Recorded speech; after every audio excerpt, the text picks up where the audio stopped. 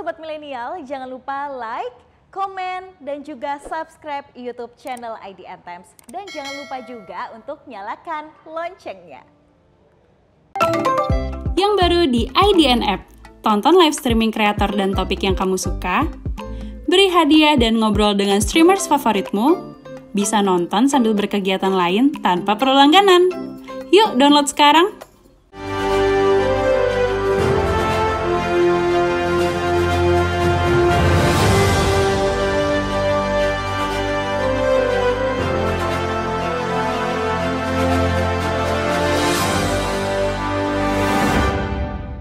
Halo Sobat Milenial, kalian sedang menyaksikan program Top News by IDN Times bersama saya Larasati Putri. Selama 30 menit ke depan, kami akan menyajikan rangkuman Top News sepanjang hari ini, Senin 25 Juli 2022. Kita awali Top News dengan berita pertama dari Semarang, Jawa Tengah. Kasus penembakan istri anggota TNI akhirnya terungkap. 4 orang eksekutor pelaku penembakan dan seorang penyedia senjata api diringkus oleh polisi. Sementara itu suami korban diduga terlibat dalam kasus ini dan hingga kini menjadi buron. Anggota polisi berpakaian preman dari Polrestabes Semarang ini membekuk seorang pelaku penembakan terhadap RW, istri anggota TNI yang ditembak di depan rumahnya di Jalan Cemara nomor 1, Perumahan Grand Cemara, Banyumanik, Kota Semarang. Penangkapan berlangsung tanpa perlawanan. Pelaku diringkus di rumahnya di Kabupaten Demak.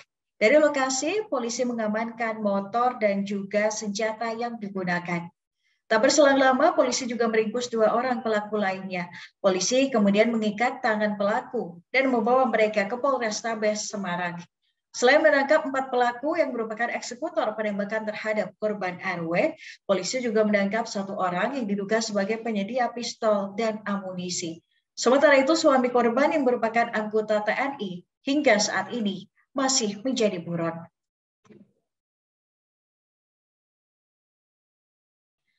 Masih terkait kasus penembakan istri anggota TNI di Semarang, polisi dan TNI kini memburu Kopral 2 Muslimin, anggota Yon Arhanud, yang menjadi dalang penembakan terhadap istrinya sendiri. Pelaku membayar 124 juta rupiah kepada para eksekutor. Saat ini, Kopda Muslimin menjadi buron. Saat jumpa pers bersama di markas Polda Jawa Tengah yang dihadiri Kepala Staf Angkatan Darat Jenderal Dudung Abdurrahman, Kapolda Jateng Irjen Ahmad Lutfi menjelaskan kronologis penembakan terhadap RW yang didalangi suaminya sendiri. Kopda Muslimin yang adalah suami korban memerintahkan pelaku penembakan menguntit dan menembak korban usai menjemput anaknya pulang sekolah.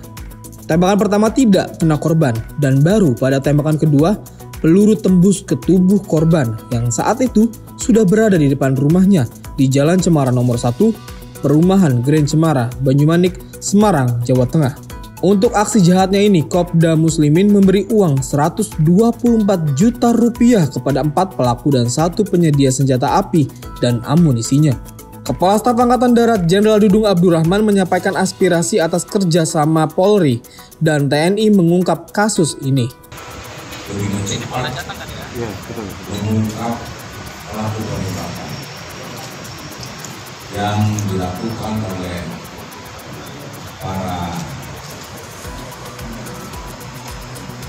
pelaku yang hanya batas waktu 1 minggu dalam singkat semuanya terungkap. Dan saya selaku Kepala Staf Angkatan Darat mengapresiasi dan memberikan penghargaan yang tulus kepada tim gabungan TNI Angkatan Darat dan kepolisian sehingga pelaku ini cepat tertangkap. Dan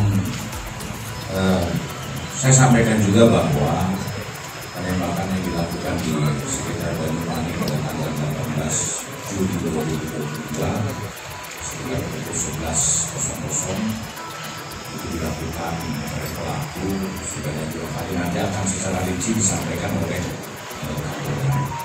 Tetapi dalam kesempatan ini Kepala Staf TNI Angkatan Darat dengan tulus dan ikhlas menyampaikan bahwa penghargaan yang setinggi-tingginya untuk kepolisian, untuk Indonesia khususnya Polda Jateng yang begitu cepat bereaksi dengan tim dari TNI Angkatan Darat sehingga pelaku ini bisa tertangkap dengan cepat. Itu saja mungkin yang ingin saya sampaikan, karena setelah ini saya akan ke rumah sakit Karyadi untuk melihat secara langsung korban penembakan, yaitu Ibu Rina. Kelima pelaku kini sudah ditangkap dan ditahan di Polda Jawa Tengah. Selain itu, polisi juga menyita barang bukti berupa pistol dan amunisi, 2 sepeda motor yang digunakan untuk mengeksekusi korban, uang tunai, serta beberapa barang hasil pembelian dari uang yang diberikan suami korban. Sementara itu, saat ini kondisi korban masih menjalani perawatan. Sementara itu, dari sidang kasus kekerasan seksual yang terjadi di Pondok Pesantren Sidikiyah, Jombang, Jawa Timur, kembali digelar di Pengadilan Negeri Surabaya pada siang tadi. Sidang ini digelar dengan agenda pengajuan eksepsi oleh kuasa hukum terdakwa. Jaksa penuntut umum dari Kejari Jombang, Tengku Firdaus, menyebutkan kuasa hukum Beki merasa keberatan dengan surat dakwaan yang telah dibuat oleh JPU. Kuasa hukum Beki merasa dakwaan tersebut absurd atau tidak jelas. Eksepsi ini diajukan kuasa hukum terkait keberatan pelaksanaan sidang yang dilaksanakan di PN Surabaya, bukan di PN Jombang. Karena sebelumnya Mahkamah Agung telah mengeluarkan fatwa soal pemindahan lokasi sidang. Kuasa hukum Beki, yaitu Rio Rama Baskara, pun mengakui eksepsi tersebut terkait keberatan surat dakwaan yang dimaksud, karena surat dakwaan dinilai tidak teliti. Peristiwa yang ditulis dalam dakwaan pun tidak runtut. Selain itu, semua saksi korban, Muhammad Subki Azal Sani atau Beki, akan dihadirkan oleh jaksa penuntut umum. Saksi korban akan dihadirkan sejumlah 5. Kita beralih ke Nusa Tenggara Barat. 9 ruko di Pasar Tente, Kecamatan Woha, Bima terbakar pada Minggu kemarin sore. Belum diketahui pasti penyebab kebakaran ini, namun dugaan sementara karena korsleting listrik dan ledakan tabung gas LPG. Sebelum kejadian, pemilik salah satu ruko baru saja pulang dan saat tiba di rumah, tiba-tiba ia mendapat kabar rukonya yang berisi peralatan pertanian tersebut dilaporkan terbakar. Atas musibah ini, kerugian ditaksir mencapai 700 juta rupiah. Bahkan jika digabungkan mencapai miliaran rupiah. Karena sebagian besar barang-barang baru didatangkan 3 hari sebelum kejadian kebakaran.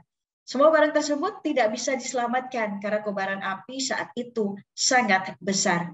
Kobaran api diduga berasal dari ruko milik H. Abdurrahman. Masyarakat yang melihat langsung berupaya memadamkan api dengan alat seadanya, namun tidak membuahkan hasil. Ruko ini kebanyakan berisi peralatan elektronik. Polisi juga langsung ke lokasi dengan membawa 1 unit mobil water cannon. Tidak lama setelah itu, mobil pemadam kebakaran tiba di lokasi dan langsung melakukan pemadaman. Hingga kini penyebab kebakaran belum diketahui secara pasti, apakah seperti informasi yang beredar di masyarakat atau bukan. Oleh sebab itu, polisi akan melanjutkan penyelidikan lebih lanjut. Sobat milenial, demam Citayam Fashion Week ini nyatanya tidak hanya terjadi di Jakarta Pusat, namun hingga ke Jawa Timur. Kegiatan ini pun dilakukan para milenial di sekitaran Jalan Tunjungan, Surabaya. Namun sayangnya, Satuan Polisi Pamung Praja harus membubarkan kegiatan ini pada hari Minggu kemarin, karena membuat kemacetan di ruas jalan tersebut. Laporan kemacetan ini pun tidak hanya diterima oleh Kasat Pol PP Surabaya, Edi Kristianto, pada hari Minggu kemarin saja. Namun kemacetan juga terjadi dari sejak depan Taman Budaya Cak Durasim hingga sekitar Gedung Siawa. Kemacetan ini disebutkan karena adanya Tunjungan Fashion Week. Beberapa orang yang berjalan dengan busana sedemikian rupa terlalu sering memakai pelicin crossing traffic light atau alat bantu seberang. Mereka berjalan di atas zebra cross bukan untuk menyeberang, namun hanya memamerkan busana yang dikenakannya. Tunjungan Fashion Week ini pun sebenarnya dinilai tidak bermasalah jika hanya dilakukan di sekitar trotoar saja. Sementara itu di Jakarta, kegiatan Citayam Fashion Week di kawasan Duku Atas, Jakarta Pusat dinilai Wakil Gubernur DKI Jakarta Ahmad Riza Patria mulai mengganggu ketertiban umum. Kemarin malam kerumunan di kawasan tersebut dibubarkan.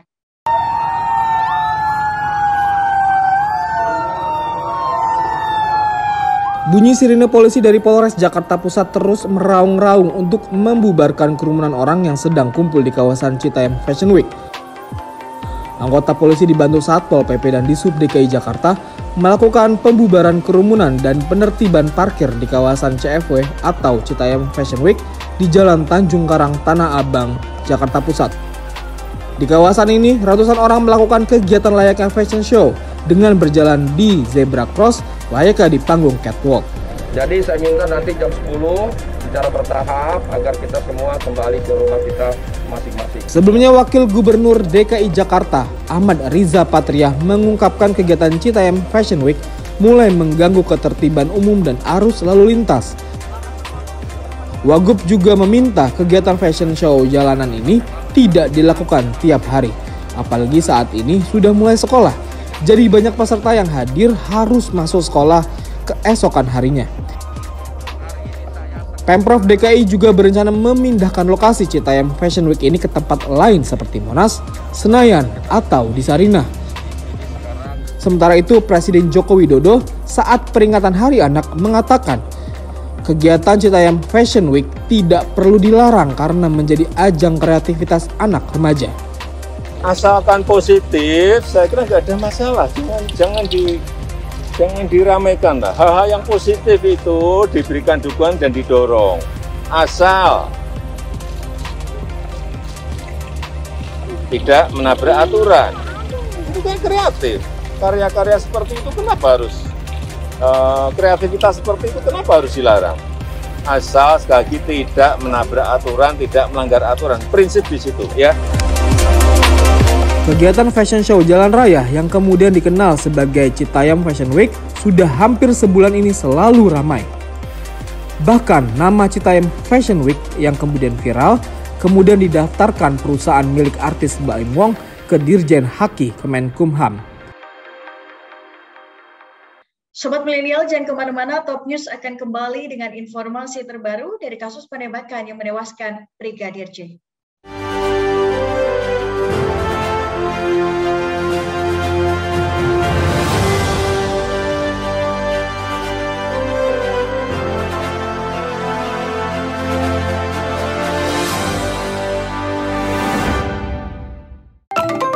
Yang baru di IDN App. Tonton live streaming kreator dan topik yang kamu suka, beri hadiah dan ngobrol dengan streamers favoritmu, bisa nonton sambil berkegiatan lain tanpa perlu langganan.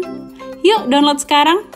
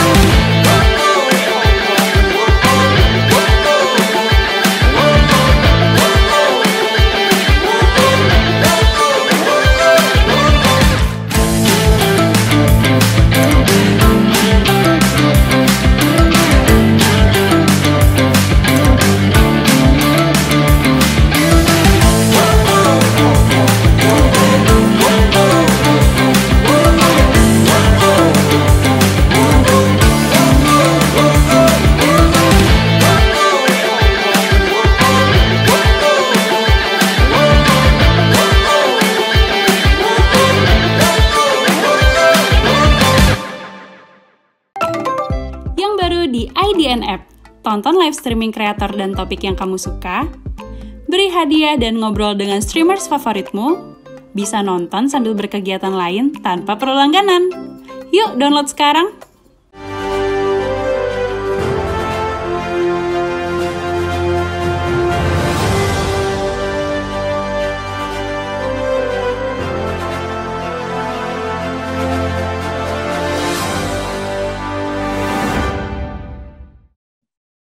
Fakta terbaru Baru yang terungkap dari kasus penembakan ini, ternyata Nofriansyah Yosua Huta Barat atau Brigadir J sudah mendapatkan ancaman pembunuhan sejak lama. Berdasarkan jejak elektronik yang diungkap oleh sang pengacara, yaitu Kamarudin Simanjuntak, Yosua sudah mendapatkan ancaman sejak Juni 2022. Ancaman pembunuhan itu terus menghantui mendiang Yosua. Bahkan ia sempat menangis karena mendapatkan ancaman tersebut.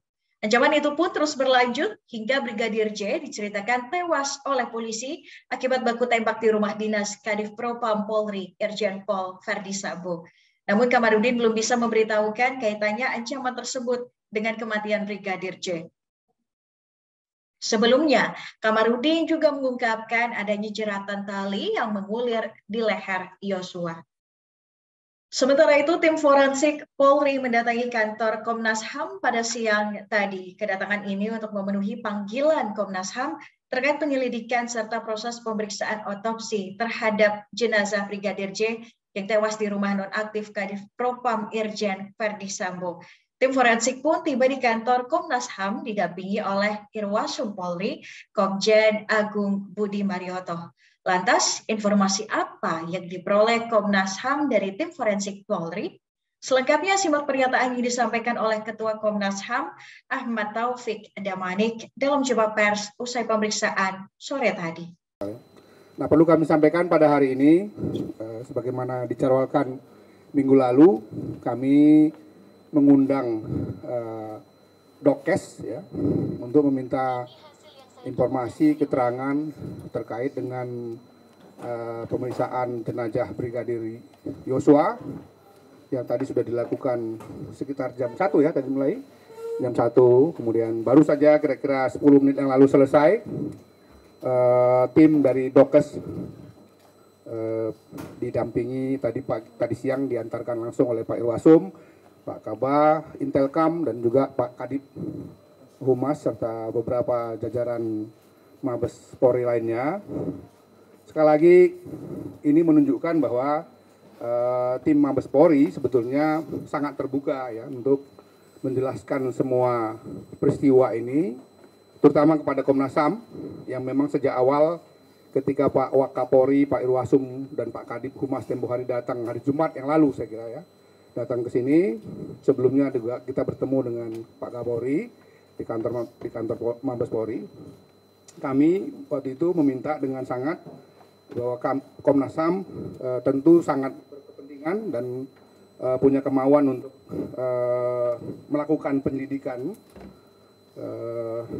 sesuai dengan mandat undang-undang kami. Tentu kami akan lakukan secara mandiri, tapi kami memintakan pada waktu itu adalah transparansi dan akuntabilitas. Itu syarat yang kami mintakan pada waktu itu. Diyakinkan pada kami bahwa itu akan dipenuhi, dan tentu saja akuntabilitas, transparansi itu disertai juga dengan aksesibilitas. Jadi kapan saja kami katakan gitu, kapan saja Komnas HAM kalau kami membutuhkan informasi dalam kaitan dengan pekerjaan kami, tugas kami sebagai Komnas HAM, kami meminta supaya diberikan akses yang seluas-luasnya. Dan waktu itu dijamin. Nah, beberapa hari yang lalu kami mengundang tim Dokes datang kemari dan sebagaimana dijanjikan tepat pada waktu itu datang dan sudah memberikan keterangan seluas-luasnya kepada Komnas HAM. Kalau nanti masih ada kami ingin tanya lagi, masih terbuka juga kesempatan. Tapi tadi sampai selesai pertemuan, kami merasa bahwa keterangan dari tim Dokes ini sudah sangat komprehensif, dan nanti hasil-hasilnya akan kami olah, kami padukan, cross-check analisisnya dengan hasil-hasil yang sebelumnya kami dapatkan, baik dari pihak keluarga almarhum Yosua maupun dengan ahli yang kami undang biasa sebagai pendamping Komnas HAM dalam melakukan pekerjaan-pekerjaannya, pekerjaan pendidikannya, supaya mempermudah kami nanti untuk membuat kesimpulan, membuat rekomendasi dengan bantuan dari ahli itu. Nah, semua bahan-bahan sudah kami kumpulkan. Tadi seperti janjikan, kalau kami membutuhkan lagi bahan-bahan tambahan, masih tetap diberikan ruang. Karena itu tentu sebagai pimpinan Komnas HAM, saya ingin mengucapkan terima kasih yang sebesar-besarnya kepada tim Mabes Polri, terutama khusus pada tim Dokes ini yang sudah bersedia hadir dan memberikan keterangan pada kami. Selanjutnya kami nanti akan melakukan tahapan-tahapan yang lain. Tapi sekali lagi kami mintakan melalui media yang hadir, tolonglah kita semua ini ya mengikuti tahap demi tahap proses penyelidikan dan penyidikan. Saya katakan penyelidikan karena Komnas HAM sama pada tahap penyelidikan saja. Tapi Mabes Polri dengan tim khususnya lebih jauh dari itu nanti akan melakukan penyidikan. Sudah melakukan penyidikan. Nah, marilah kita ikuti tahap demi tahap itu untuk kemudian setelah seluruh tahapan-tahapan dipenuhi baru bisa dihasilkan satu kesimpulan mengenai peristiwa yang menarik perhatian semua pihak ini, termasuk pimpinan negara pun memberikan perhatian supaya didapatkan satu kesimpulan yang terang benderang. Pasti, dalam arti pasti karena berdasarkan data-data, fakta-fakta yang akurat, bukan berdasarkan asumsi, dugaan dan lain-lain itu.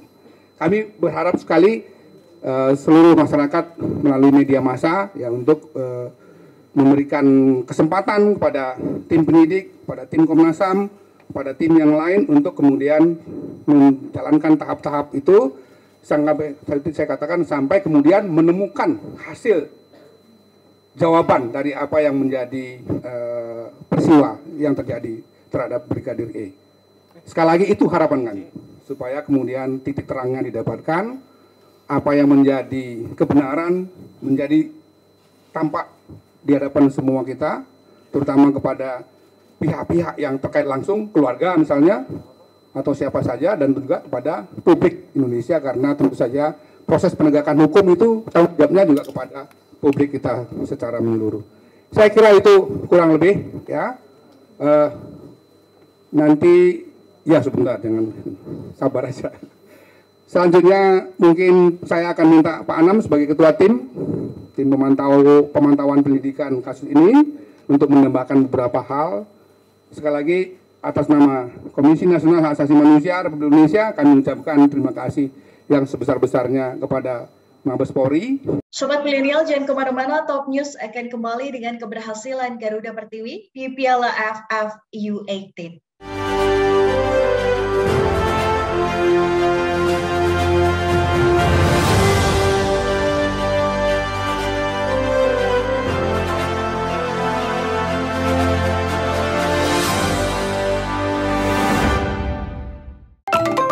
Yang baru di IDN App.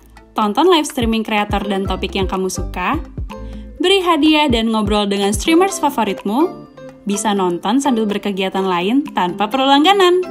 Yuk download sekarang! IDN Times menggelar Indonesia Millennial Summit IMS 22, sebuah event inspiratif di Jakarta dengan tema Shaping Indonesia's Future. Kegiatan yang akan digelar selama 2 hari ini akan menghadirkan beberapa pembicara inspiratif bagi kaum-kaum milenial.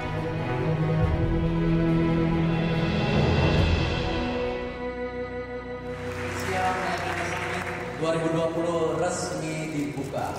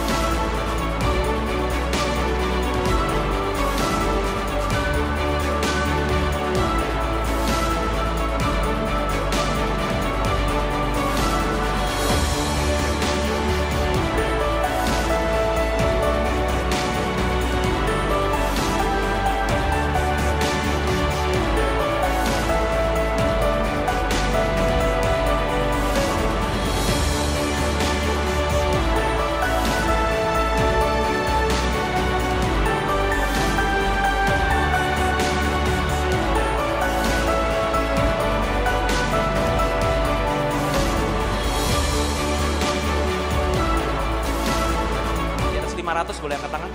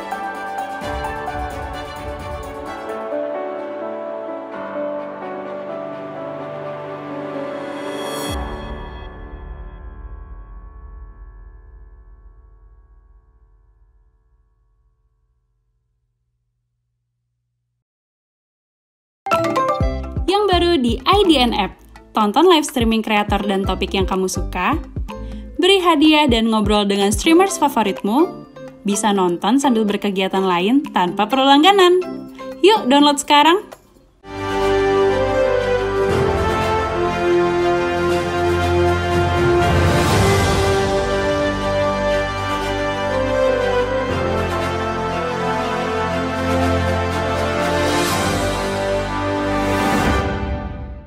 Tim Putri Indonesia sukses membawa 3 poin gambaran dari kemenangan melawan Kamboja di pertandingan kedua grup A Piala AFF U18 Wanita.